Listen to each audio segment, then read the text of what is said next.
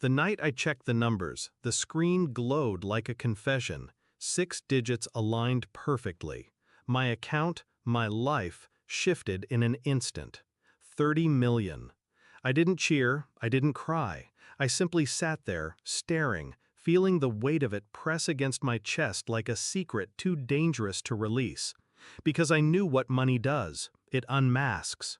So I told no one, not my wife, not my parents, not my brother who never called unless he wanted something. Instead, I made a decision, a test.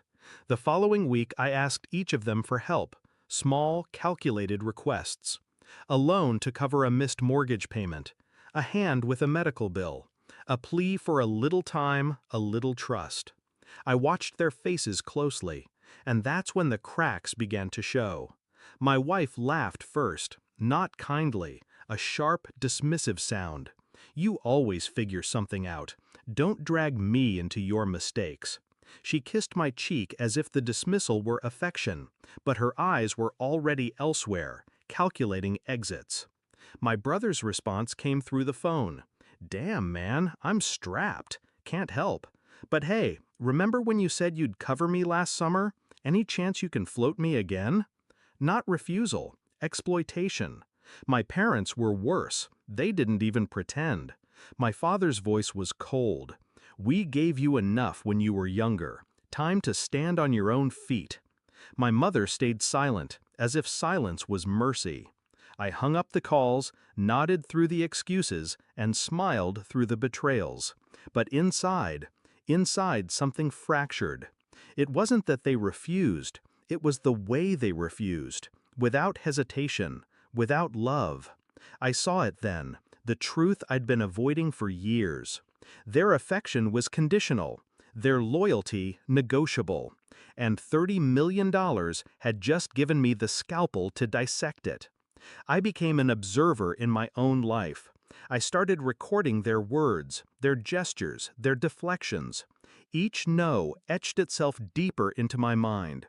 Each hollow laugh became proof. Meanwhile, I played the role of the struggling man. Unpaid bills left scattered on the kitchen counter. A car repo notice tucked into the mail pile where my wife would see it. Subtle cues, bait for their true selves to surface. And they surfaced fast. My wife began locking her phone, slipping away for late-night work calls. I followed her once, silent and careful, and watched her meet someone in a dimly lit bar. The kiss was brief, but enough. Betrayal wasn't only financial, it had already seeped into flesh. My brother grew distant until he needed me again. "Just $50, man, gas money." He never asked about my so-called troubles. He didn't care if I was drowning, as long as I could float him another drink.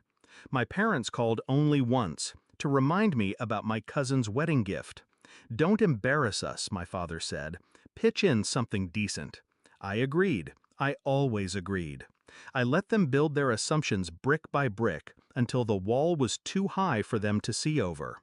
All the while, the storm inside me sharpened into focus. They thought I was weak. They thought I was desperate.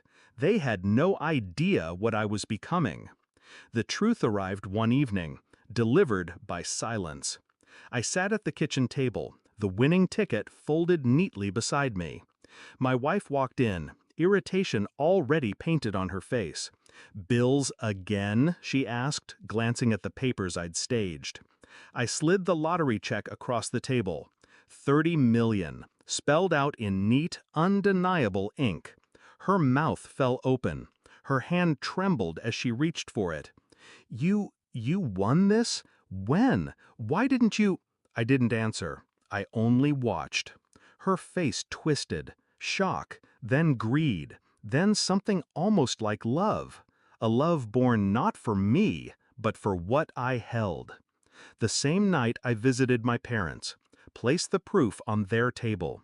They stared, speechless. Then my father cleared his throat, voice soft for the first time in years. "We can make this work, son." My brother was worse. He collapsed into tears, swearing he'd always believed in me. Promises of loyalty poured out like sewage after rain. I remained calm, detached. My silence cut deeper than any rage could, because I already knew the truth, and now they did too.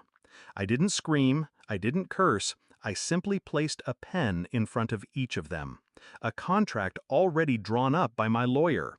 It stated that not a cent, not a single cent, would ever be theirs. The money would be locked, protected, untouchable. My signature was already theirs. All I needed was theirs. "Why?" my wife whispered, tears streaking her face. I leaned back, voice steady. "Because I asked for help when I had nothing. And you showed me what I meant to you. Nothing." My brother shook his head, begging. My father's jaw clenched, my mother wept. My wife's shoulders collapsed. I felt nothing. One by one they signed. The sound of ink against paper was louder than any scream. I left them that night with the contracts in my pocket. The house behind me felt less like home, more like a mausoleum of illusions. 30 million sat untouched in the bank. Untouched, but not wasted. It had bought me clarity. I no longer had a family. I had a group of strangers who wore familiar faces, who revealed themselves the moment I pulled the mask of poverty across my own. And now I was free. Money hadn't corrupted me. It had purified me. It carved away the lies, exposed the rot, left only truth. And truth was all I ever wanted. I didn't lose my family to greed. I uncovered that I never had one at all.